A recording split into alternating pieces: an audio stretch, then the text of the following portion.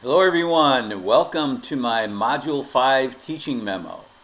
Somebody questioned me last week. The teaching memo is always on the previous module. The assignments are on the upcoming module. So that's why this is the Module 5 teaching memo. We're talking about the last module. So welcome. I hope you've all recovered from your loss of sleep of an hour. Dr. Laura prepares herself by going to bed and waking an hour early several days before the time change to get her circadian rhythms adjusted. Fortunately, I slept through those early morning alarms. And my circadian rhythms are just fine. But don't tell her I said that.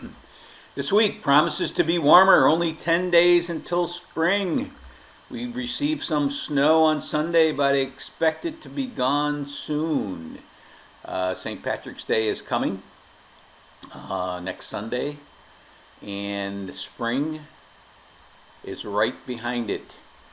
Okay, I just want to remind everybody again that I have office hours every morning from 9 to 11. That's when I'm doing this right now. And every Monday night from 7 to 9, both via my Zoom link, which I have in my teaching memo. And you should just text me, and actually I'm available almost all the time. I might be eating, so I won't if you text me during my supper time. But almost any time if you text me, we can set up an appointment. I can meet almost anytime you want. So and as I said, if they don't fit your schedule, I can accommodate you. I spent a great deal of time this week grading DEJs. I've finished all that were submitted. I have asked some to resubmit because they didn't understand the assignment. For the most part, I was impressed. You used the Grade the DEJs discussion to guide your writing, which is what I hoped and why I do it.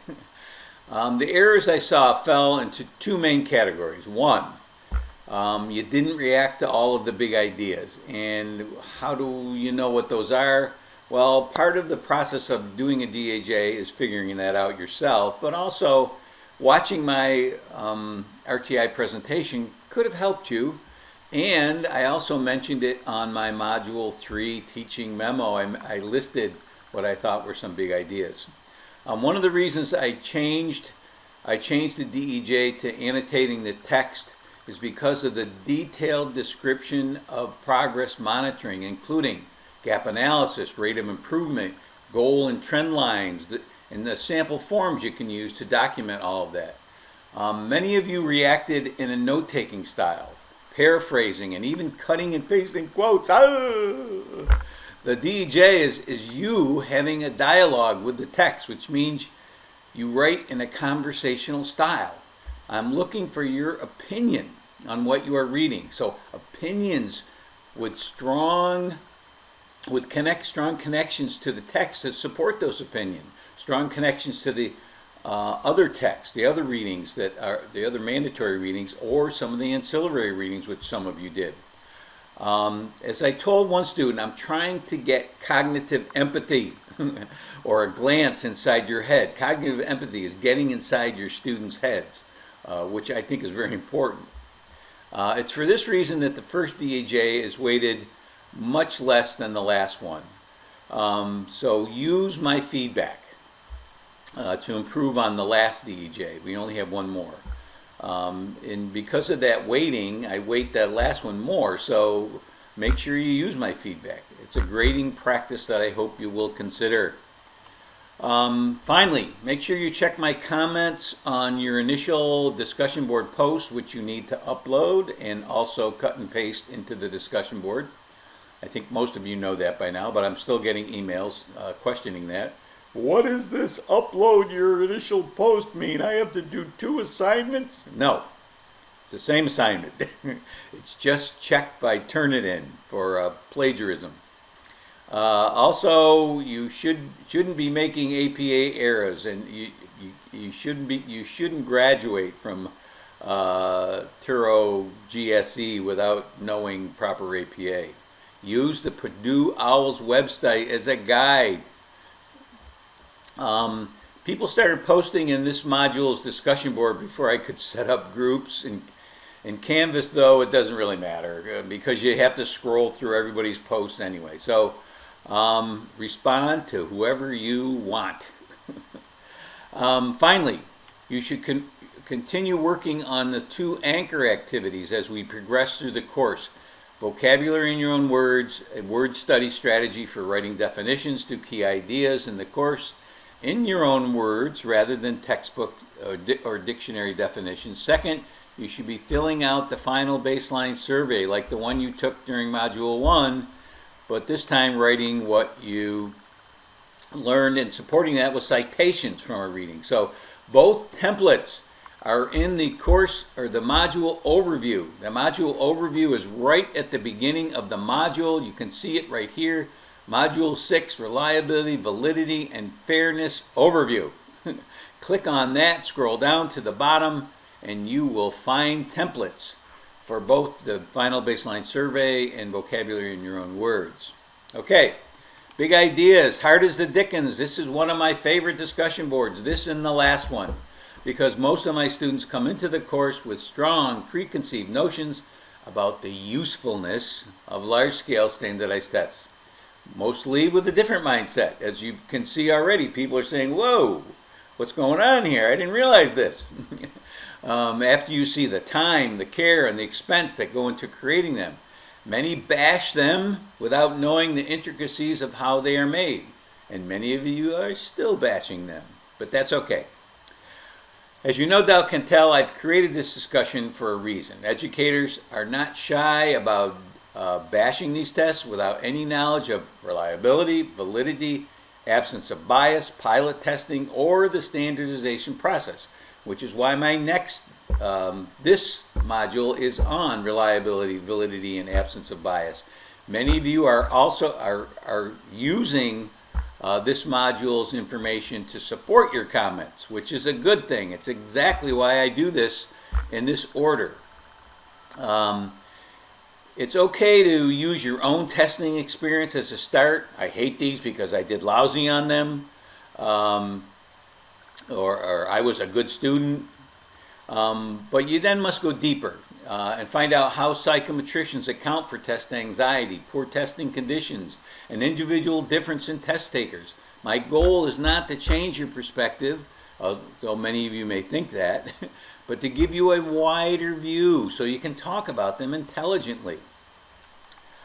Several of you reacted to the expense of testing and cited the article in Course Materials, Chingos 2015, on the overall cost of states. To my surprise, many of you saw that the overall cost percentage-wise is very small when compared to school districts' budgets. You can't buy much with less than 1%. Maybe a computer for one person.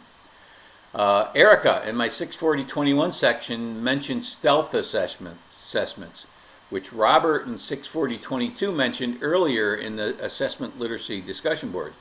In my opinion, while computer-based assessments aren't exactly what stealth assessments are, given as students master learning targets will replace our large-scale tests. That is my prediction. If you are interested, check out this booklet that I have a link to in my teaching memo from MIT. It describes, it's a free download, and it describes what stealth assessments are. It's actually using game technology to assess students' creativity and problem solving. And it's called stealth because it's sneaky. The kids don't know they're being assessed. Some people have an issue with that. I don't. If you're doing the work, I want to know how well you're doing it, whether you think you're being assessed or not.